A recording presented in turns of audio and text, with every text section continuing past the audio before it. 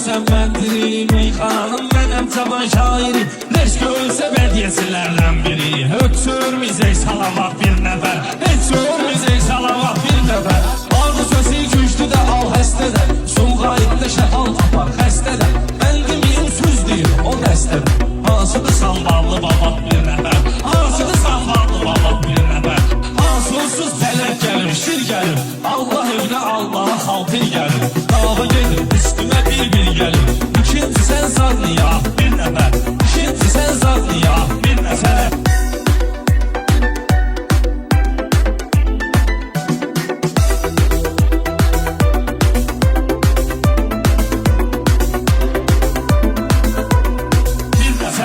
Pezevengin biri, ağzına zan gülle tüfengin biri. Bu yandan diyecek pelencin biri. Gelsin o yandan həşərat bir nefer, gelsin o yandan həşərat bir nefer. Dünyadan hem cavan gelir hem koca, şahın başı layık olurdur taca. Dünyada bir tapmacadır tapmaca, elye bilmeyir bu qadat bir nefer, elye bilmeyir bu qadat bir nefer.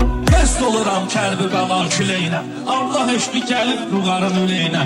Yapışmasa əhli beytin əteyinə, baxmaz o dünyada nizah bir nəfər, baxmaz o dünyada nizah bir nəfər.